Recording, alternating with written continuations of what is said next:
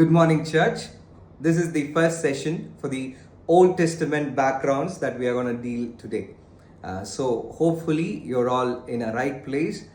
So, have a paper, have a pen with you, write everything that we are discussing today, and you can come up with the Zoom platform. For the discussion time, you can ask your questions. We can discuss on it in the later times. So, listen to the session very carefully without any interruption. Today we're going to discuss about the backgrounds of the Old Testament. So what is something comes to your mind when you hear the word called Old Testament?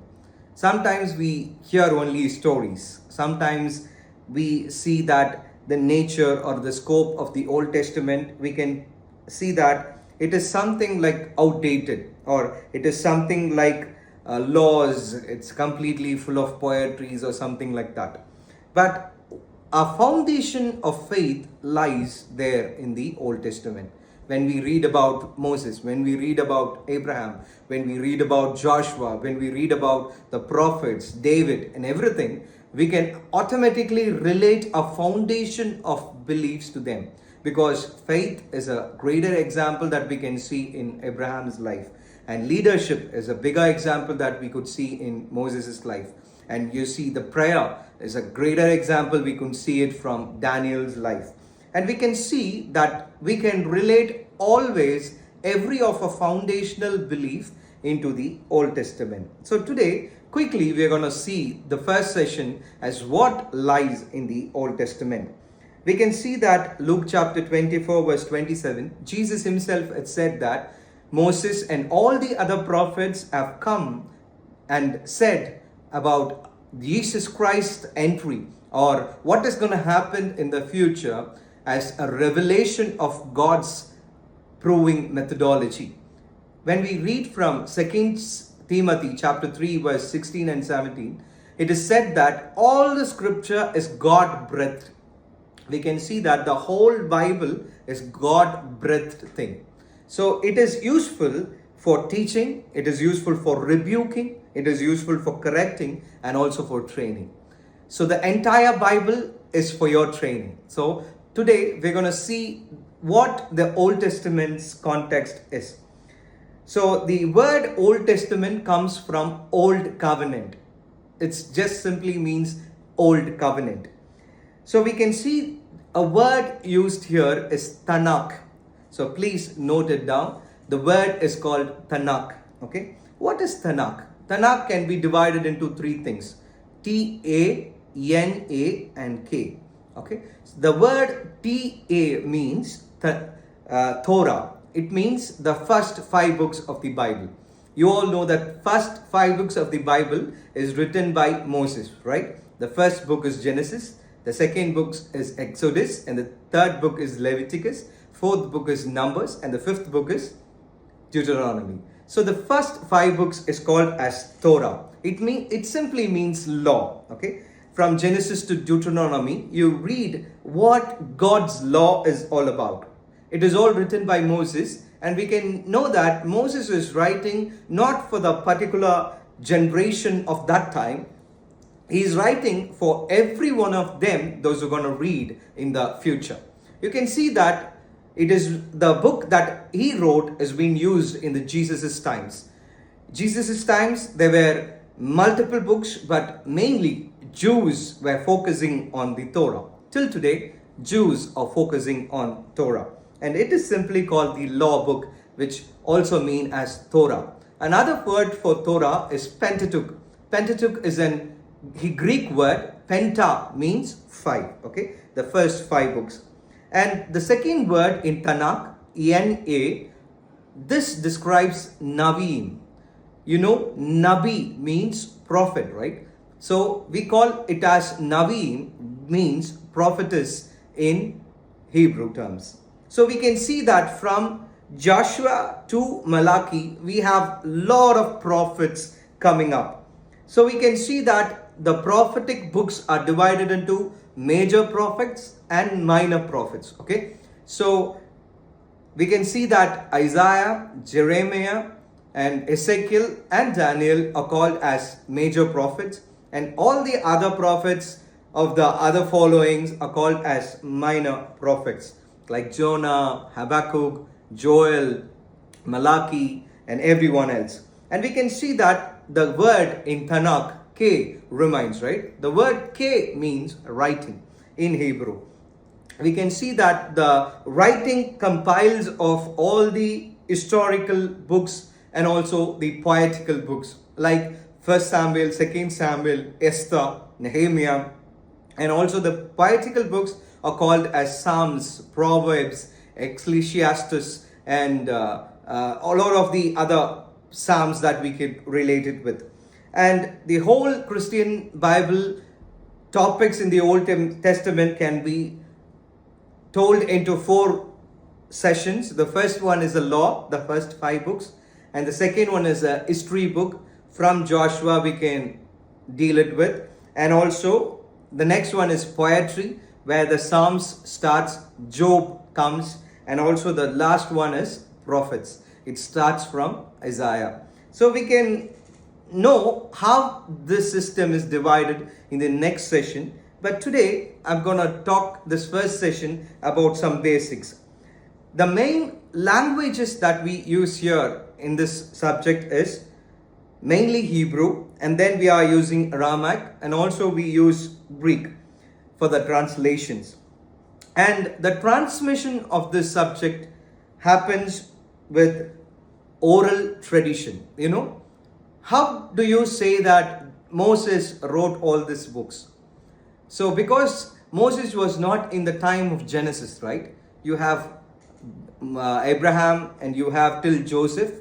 Moses comes only in the time of Exodus. So how can Moses write Genesis? We all have this question, right? So what happens is there is a word called oral tradition. People in the Old Testament times, they are orally training people now and then with their faith stories. So in the time of Egypt slavery for people of Israel, those who are as a slave in Egypt, they had a tradition of oral tradition. They were talking many things about their faith. They were talking about Abraham. They are talking about Joshua. They are talking about Abraham. They are talking about Jacob. They are talking about many other people. So that word comes after in the time of Moses, where there is an oral tradition. People were been talking many things. And you come across Job. Job could be the first written book in the entire Old Testament, because when you read Job, you won't read about anything else. You will be just reading the book of Job. From the beginning, we can see Jesus, demon, and Job, right? There is no any other attachment to any other books. So that is why we see that Job could be living in the time of Abraham's time. So there were an oral tradition that was happening, so that the people were carrying the stories now and then. They were training themselves by training the stories. And second things, there were scribes, those who written the word. We see Moses was having a bigger team. He was writing everything that Jesus has told him to do, right? Many times we don't know how Moses could have written it. Maybe we would have thought that Moses could go to the mountain. He was writing with the paper. No, it is impossible, right? So he came down to the tent. He was making 70 leaders. He was having a big team as called as scribes. They were writing the Old Testament of the first 5 books as in accordance to the teaching of Moses. And we could see that all these writings are being kept in the Dead Seas, in Masoretes, and we can see that the researchers went and found these scrolls, and some of the scrolls are being used in the time of Jesus and preserve it in the later times. And this is the language and the transmission of how the Old Testament has made. Okay, now the important thing is the theological understanding of the Old Testament. The first thing is God's covenant with his people. So it is simply that God created Adam and Eve, and there was a covenant, right? In Genesis, when you read from chapter 3, we can see that the humanity is fallen, right? The Adam and Eve are fallen into sin, and God has made his covenant with them that Before you are created, you are holy. You were in the Eden of garden. Now you made sin and you went a long way from the Lord. And if you want to come back, you should need to do a sacrifice. And he also promised that through the women, there will be a promising generation that would come to pass, that is Jesus Christ. And then there will be an everlasting relationship that God could ever have with his people. And we could see that this is the covenant that has been following from the Abrahamic world that is created by God. The first thing that we come across is God's covenant with his people.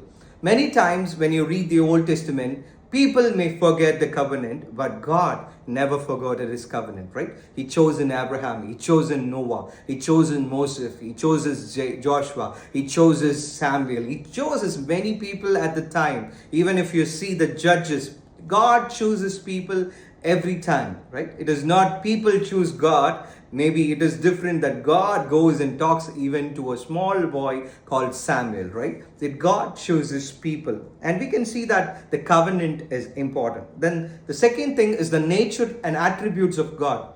The Old Testament, maybe sometimes you see that God is very wrathful. He comes and kills people. He comes against the kingdoms. He orders people to kill. No. The Old Testament resembles the love of God for the people. When you read so closely over what God is doing in the Old Testament, you can feel the love of God over all the places. God is so patient. God is so kind for his people to get emerged with him. It is the relationship that is all that we focus. And the third thing is the salvation plan.